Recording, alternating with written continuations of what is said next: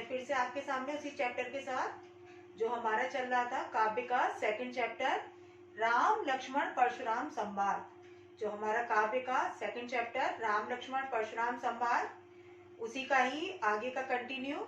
अभी तक मैंने बताया था बेटा, फर्स्ट बताया था आपको चौपाई दोहा, सेकंड का अर्थ बताया था, थर्ड का आज जो हमारा होगा शुरू वो है फोर्थ नंबर का चौपाई और दोहा। क्योंकि बेटा ये मैंने बताया था कि इसमें जो छंद है वो चौपाई छंद है और कौन सा है दोहा छंद। क्लियर? तो सबसे पहले बेटा, क्योंकि संदर्भ वही रहना है आपका पूर्वक, कि प्रस्तुत काव्य पंक्तियां भक्ति कालीन कवि गोस्वामी तुलसीदास द्वारा रचित रामचरित मानस के राम लक्ष्मण परशुराम संवाद से अवतरित है या उद्गृत है। कि प्रस्तुत काव्य पंक्तियां भक्तिकालीन कवि कौन हुए थे? सूरदास भी। और भक्तिकालीन कवि कौन? तुलसीदास भी। तो भक्तिकालीन कवि तुलसीदास जी द्वारा रचित किससे लिया गया है? रामचरित मानस के राम लक्ष्मण परशुराम संवाद से उद्गृत है, अवतरित है या ली गई है। अब हमारा प्रसंग क्या है बेटा, कि वो भी हमारा पूर्ववत रहेगा। क्या है इसमें? कि इसमें उस समय का वर्णन है, सीता स्वयंवर सभा का वर्णन है कि जब धनुष टूट जाता है तो जब ये सूचना समाचार किसको मिलती है? परशुराम को मिलती है। परशुराम आते हैं स्वयंवर सभा में, क्रोध करते हैं, तो वहां पर जो सीता स्वयंवर सभा है वहां पर जो राम का, लक्ष्मण का और परशुराम का संवाद है उसी का ही यहाँ पर वर्णन है। वही क्या है? प्रसंग। क्लियर है बेटा? अब हमारा क्या था? व्याख्या, जो कि मैं आपको बताऊंगी, अर्थ बताऊंगी, भावार्थ कह सकते हो, अर्थ कह सकते हो, व्याख्या कह सकते हो। उसके बाद क्या था बेटा? हमारा काव्य का सौंदर्य, वो भी हमारा क्या है? पूर्ववत ही रहेगा। केवल जो अलंकार है उसमें थोड़ा सा अंतर आ सकता है ना, काव्य पंक्तियों के आधार पर। नहीं तो आपका क्या है उसमें भी, कि भाषा कौन सी है? अवधी, यानी अवध प्रांत में बोली जाने वाली भाषा अवधी। तो इसमें जो भाषा है, क्योंकि सभी जानते हैं कि रामचरितमानस किस में लिखा गया है? अवधी भाषा में। तो भाषा कौन सी है? अवधी भाषा। और बड़ी की मात्रा लगेगी, जैसे मैंने आपको बताया था कि छोटी की हमने लगा दी धा पर, तो अवधि समय हो जाएगा, काल हो जाएगा। और जो भाषा है अवधि, तो धा पर क्या होगा? बड़ी ई की मात्रा। यानी भाषा कौन सी है? अवधी भाषा है। संस्कृत के तत्सम शब्दों का भी प्रयोग है। उसके अलावा अलंकारों का, आप डाल सकते हो अनुप्रास आदि। यदि आपको नहीं भी समझ में आ रहा तो अनुप्रास आदि। क्यों? अनुप्रास तो क्या है? वर्णों की आवृत्ति, जहां तहां वर्णों की आवृत्ति मिल ही जाती है, तो अनुप्रास आदि अलंकारों का सुंदर प्रयोग है। उसके अलावा जो छंद है बेटा, वो छंद है इसमें चौपाई छंद और दोहा छंद। जो बड़ा है आपका पैराग्राफ वो है आपका चौपाई छंद, और जो आपका ये छोटी दो लाइनों वाला है वो आपका क्या हो गया? दोहा छंद। उसके अलावा जो रस है वो रस है इसमें शांत रस और रौद्र रस। अधिकांश में है, पूरे में एक तरह से देखा जाए रौद्र रस है जिसका स्थायी भाव होता है क्रोध, और शांत रस स्टार्टिंग की दो पंक्तियां और लास्ट की जो दो पंक्तियां हैं उसमें है शांत रस। क्योंकि जहां जहां राम के वचन है तो स्टार्टिंग में आए हैं राम के और लास्ट में आए हैं, तो वहां पर है शांत रस। और उसके अलावा जहां जहां परशुराम के वचन है और लक्ष्मण के वचन है वहां वहां है रौद्र रस, जिसका स्थायी भाव होता है क्रोध। कि रौद्र रस और जिसका स्थायी भाव क्या होता है? क्रोध। तो इसमें क्योंकि कई बार रस आपका, क्योंकि चैप्टर है भी व्याकरण में, कई बार इसकी काव्य पंक्तियां भी आ जाती हैं और पूछ लिया जाता है कौन सा रस है। तो ध्यान देने की बात कि पूरा जो आपका ये है राम लक्ष्मण परशुराम संवाद, केवल स्टार्टिंग की दो पंक्तियां छोड़कर, लास्ट की छोड़कर आपका पूरा किसमें है? रौद्र रस में। क्लियर है? अब हमारा चलेगा बेटा जो शैली है, इसमें शैली कौन सी है? व्यंग्यात्मक। व्यंग करना, क्योंकि जो लक्ष्मण की बातें वो कैसी है वचन? व्यंग पूर्ण। तो यहाँ शैली कौन सी है? व्यंग्यात्मक शैली। क्लियर है बेटा? सबको समझ में आया?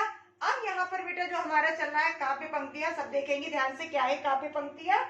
कि कौशिक सुनहु मंद येहु बालक, कुटिल कालबस निज कुल घालको, भानुवंश राकेश कलंको, निपट निरंकुश अवध असंको,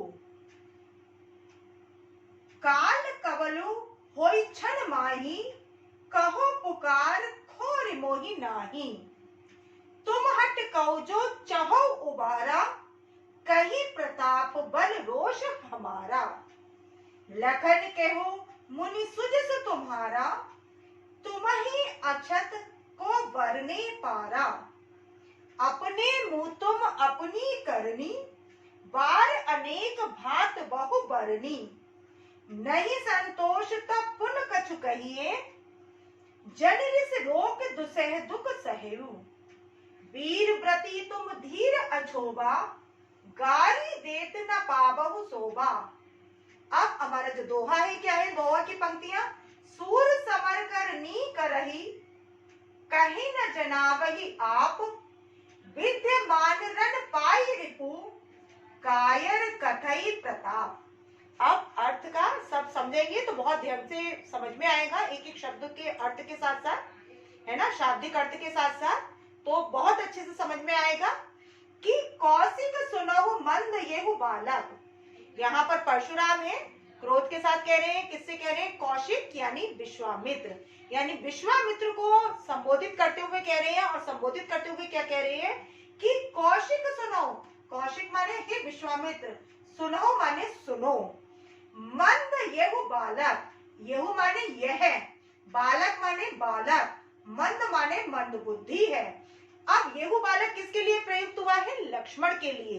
किसके लिए प्रयुक्त हुआ है, लक्ष्मण के लिए। कौशिक शब्द किसके लिए आया है, वो आया है विश्वामित्र के लिए। और येहु बालक जो शब्द आया है वो किसके लिए आया है, वो आया है लक्ष्मण के लिए। तो परशुराम विश्वामित्र को संबोधित करते हुए कह रहे हैं कि हे कौशिक यानी हे विश्वामित्र, सुनो, सुनो माने सुनो।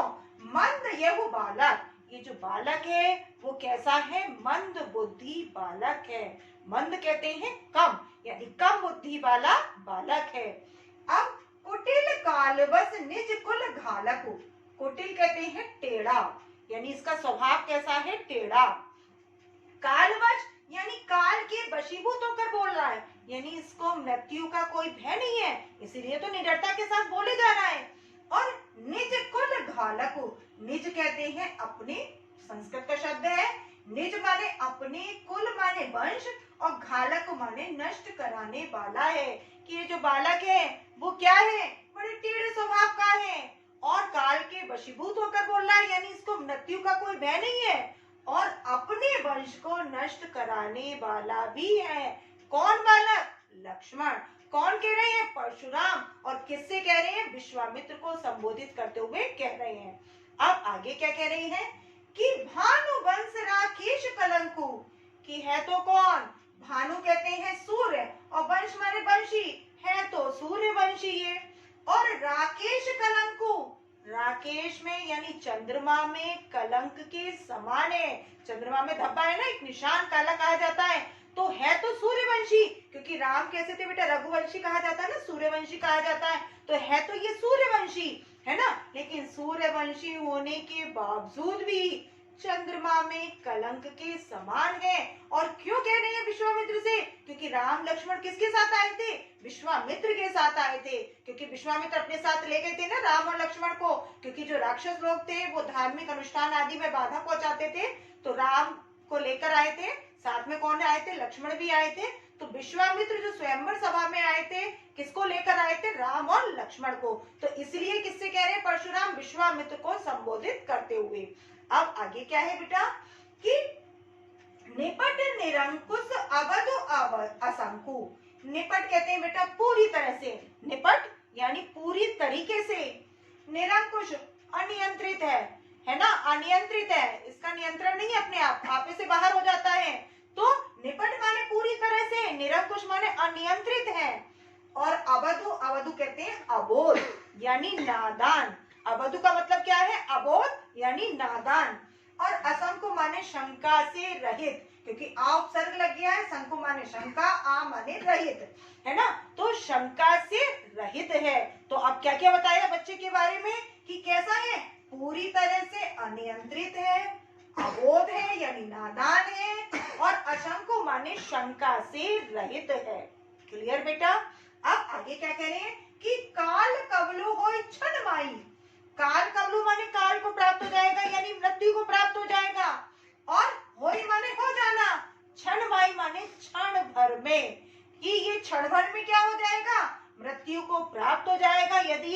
तरह से बोलता रहा तो ये क्षण भर में क्या हो जाएगा, मृत्यु को प्राप्त हो जाएगा। आगे क्या कह रहे हैं, कौन, परशुराम, किससे, विश्वामित्र से, कौशिक से, कि कहो पुकार खोर मोहि नाई। कहो माने कह दे रहा हूँ, पुकार माने पुकार कर, खोर मोहि नाई, खोर कहते हैं बेटा दोष, खोर का मतलब क्या है, दोष, और मोही माने मुझको, नहीं माने नहीं देना। फिर कोई मुझे दोष मत देना, मैं तो जितने सभा में बैठे लोग हैं सबको पुकार कर ये बात बता दे रहा हूँ, है ना, कि यदि इसी तरह बोलता रहा तो क्षण भर में क्या हो जाएगा, मृत्यु को प्राप्त हो जाएगा। फिर कोई मुझे दोष मत देना, है ना, मेरी गलती ना बताना फिर कोई। अब आगे क्या कहने हैं वो, कि तुम हटकऊ जो चहो उबारा। तुम माने तुम, हटकऊ माने बचाना, जो माने जो, चाहो माने चाहते हो, और उबारा मीन्स बचाना इसको। यदि तुम चाहते हो, इसको बचाना चाहते हो, किसको बचाना चाहते हो, इस बच्चे को, किसको, लक्ष्मण को, तो क्या करो, कही प्रताप बल रोष हमारा। कही माने कह दो, प्रताप माने पराक्रम, प्रताप मीन्स पराक्रम, और बल माने बल के बारे में, रोष कहते हैं क्रोध, और हमारा मीन्स हमारा। तो तुम इसको क्या क्या बता दो, हमारे पराक्रम के बारे में बता दो, बल के बारे में बता दो, और रोष कहते हैं क्रोध के बारे में। यदि आप चाहते हो इसको बचाना तो आपको क्या करना होगा, इसको मेरे बल के बारे में, पराक्रम के बारे में और क्रोध के बारे में बता दो, ताकि ये डर जाए, तो फिर क्या हो जाएगा, शांत हो जाएगा। अब आगे क्या कह रहे हैं वो, लखन कहो मुनि सुजस तुम्हारा, तुम ही अछत को बरने पारा। अब उनको सहन नहीं हो पा रहा, किसको, लक्ष्मण को। तो लक्ष्मण बीच में ही क्या बोल रहा है उनसे, क्या कह रहे हैं, कि तुम लखन कहो, लखन माने लक्ष्मण, कहू माने कह रहे हैं, किससे कह रहे हैं, मुनि से, कि हे मुनि सुजस को तुम्हारा, सुजस सु कहते हैं बेटा अच्छा, जसु माने यश, कि आपके यश को, और तुम्हारा मीन्स आपके, कि आपके यश को, तुम ही अछत को बरने पारा। तुम ही माने तुम्हारे यानी आपके, और अक्षत माने कहते हैं बेटा, वैसे तो चावल के लिए कहा जाता है, लेकिन यहाँ अक्षत से मतलब है प्रत्यक्ष रूप से, प्रत्यक्ष, प्रत्यक्ष होता है आंखों से जिसे देखा जाए, प्रत्यक्ष। अब को माने कौन, वर्णे पारा, वर्णे माने वर्णन करने में, वर्णन करने में, और पारा माने समर्थ है। हे मुनि, आपके प्रत्यक्ष रहते, कौन आपके यश के बारे में, गुण के वर्णन कर, गुणों का बखान करने में कौन है सक्षम, कोई भी नहीं है। आपके प्रत्यक्ष रहते कोई भी आपके गुण का बखान नहीं कर सकता, गुणों के बखान नहीं कर सकता। क्यों नहीं कर सकता गुणों का बखान, आगे वो बता रहे हैं कि अपने मुंह तुम अपनी करनी, अपने ही मुंह माने मुंह से, तुम माने आप, अपनी माने अपनी, करनी माने करनी को, और बार अनेक, अनेक बार, भांति बहु बरनी, भांति माने विविध प्रकार से, बहु माने बहुत, बहुत, भांति माने प्रकार से, बहु माने बहुत, और बरनी माने वर्णन करना, कि आप अपनी करनी को एक बार नहीं अनेक बार, और भांति प्रकार से, विविध प्रकार से, एक ही बार नहीं किया वर्णन आपने, अनेक बार कर दिया, किससे, अपने मुंह से वर्णन, कि आपके प्रत्यक्ष रहते कौन आपके गुणों का बखान कर सकता है, कोई नहीं कर सकता। क्यों, क्योंकि आपने तो क्या किया है, कि अपने मुंह से ही अपनी करनी, अपने कार्यों का जो बखान एक नहीं अनेक बार, यानी बार बार, और बहुत भांति यानी विविध प्रकार से, अनेक बार आपने किया है अपने मुंह से अपने गुणों का बखान। तो कौन कर सकता है आपके गुणों का बखान, कोई भी नहीं कर सकता, कोई भी समर्थ नहीं है। अब आगे क्या कह रहे हैं, कि नहीं संतोष तब पुण्य कछु कहियो, यदि नहीं है संतोष माने संतोष, सेटिस्फेक्शन, ता माने तो पुण्य कछु कही, तो पुण्य माने दोबारा से कुछ कह दो। यदि आपको लगता है इतने पर आपको संतोष नहीं मिल रहा, आपको लगता है कि अभी आपको कुछ और भी कहना है, कुछ और भी बताना है, गुणों का बखान करना है, तो कह दो, आप उसको भी बखान कर दो। क्यों, कि जनी ऋषि रोकी, यदि उसको आप अपने क्रोध को रोकेंगे, ऋषि कहते हैं क्रोध, और रोक माने रोकना, दुसह दुख सहु, दुसही कहते हैं बेटा कि असहनीय हो जाएगा आपके लिए उस दुख को सहन करना।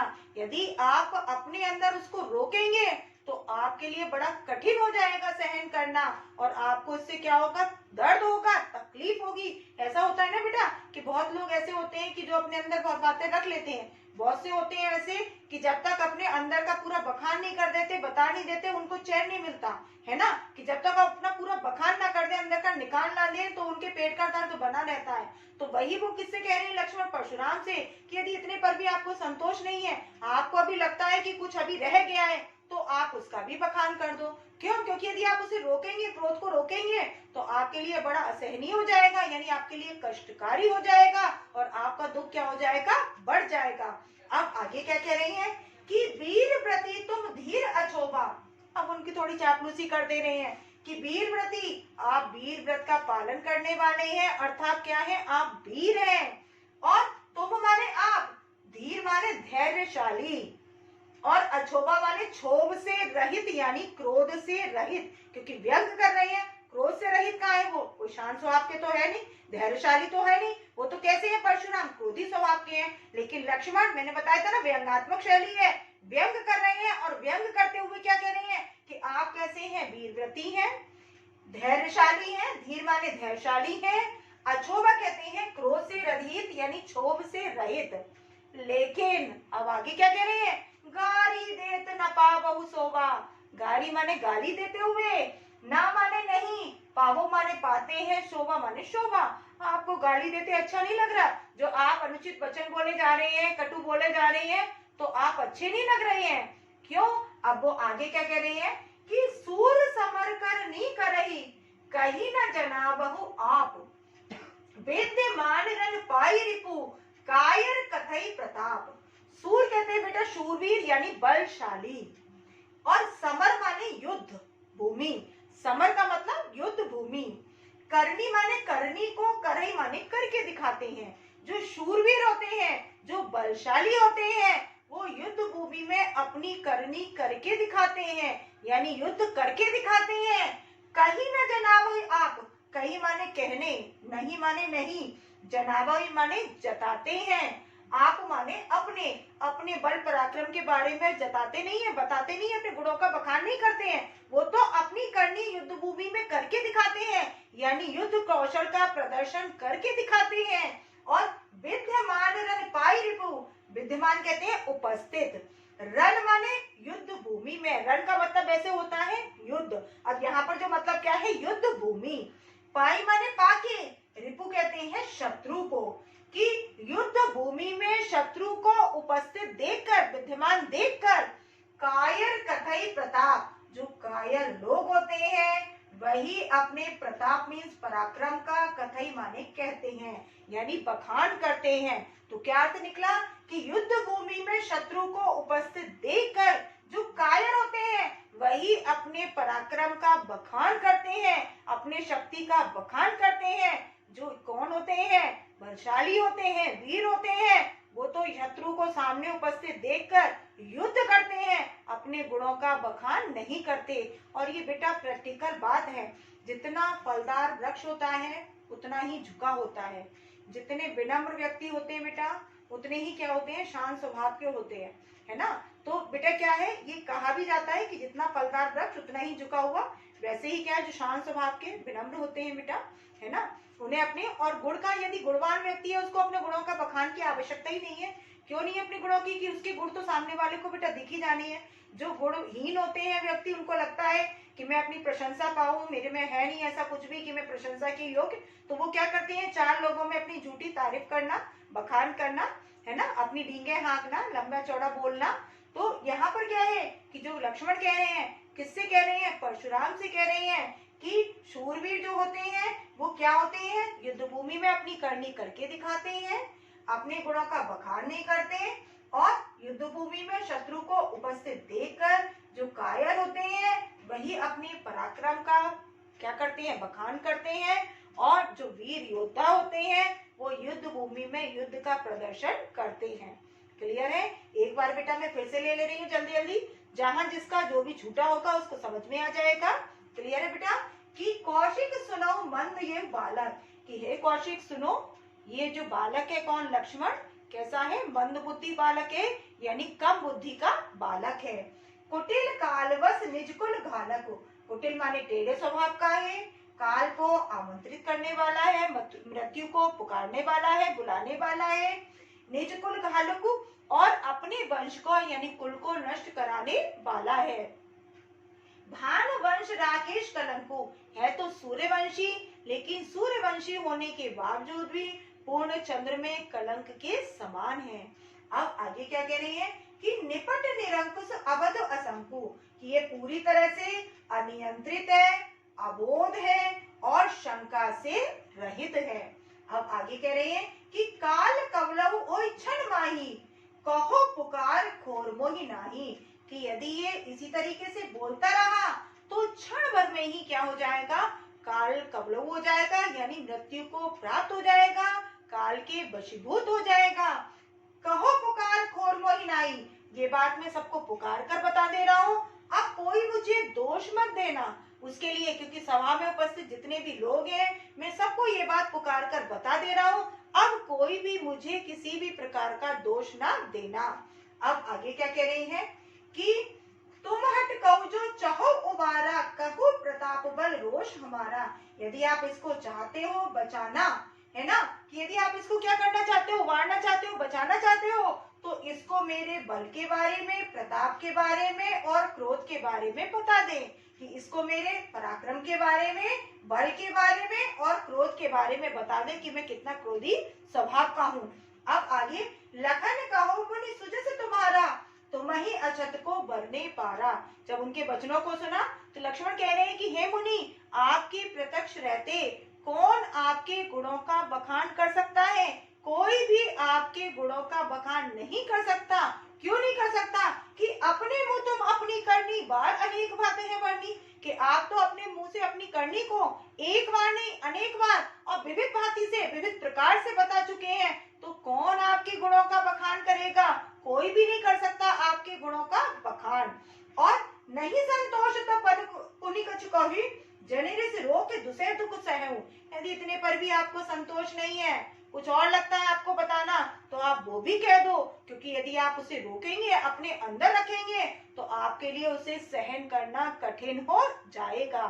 अब आगे क्या कह रहे हैं लक्ष्मण, कि वीर व्रती तुम धीर अछोबा, गारी देत न पावो शोभा। आप वीर व्रती हैं, आप कैसे हैं, धैर्यशाली हैं, अछोबा माने क्षोभ से रहित हैं, क्रोध से रहित हैं, लेकिन आप गाली देते हुए तनिक भी अच्छे नहीं लग रहे, आप बिल्कुल भी अच्छे नहीं लग रहे अनुचित बोलते हुए। अब आगे क्या कह रही है कि सूर समर करनी करई, कहीं न जनाबई आप, कि जो सूरवीर होते हैं वो युद्ध भूमि में अपनी करनी को कर कर दिखाते हैं और अपने गुणों का बखान नहीं करते हैं। विद्यमान रन पाई रिपु कायर कथई प्रताप, युद्ध भूमि में शत्रु को उपस्थित देखकर कायर ही अपने गुणों का बखान करता है। जो वीर योद्धा होता है वो युद्ध कौशल का प्रदर्शन करके दिखाता है। तो यहाँ पे ये हो गया बेटा, सबको समझ में आया होगा।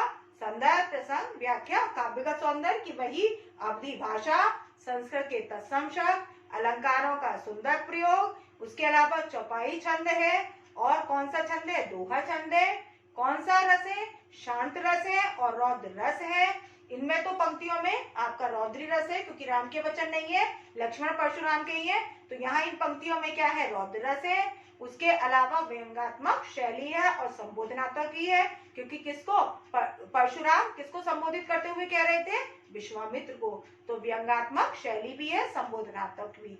इतना हुआ बेटा, सबको समझ में आया होगा बेटा। नहीं है बेटा, देखो वीडियो वैसे जहां तक है, क्योंकि मैंने एक एक शब्द का, पर्टिकुलर शब्द का अर्थ बताते हुए आपको बताया है, तो निश्चित रूप से समझ में आया होगा। और सब ध्यान से देखें और कॉपी वर्क कंप्लीट करें। नेक्स्ट क्लास नेट चौपाई और दोहे के साथ, तब तक के लिए बाय बेटा, टेक केयर, सब अपना ध्यान रखना।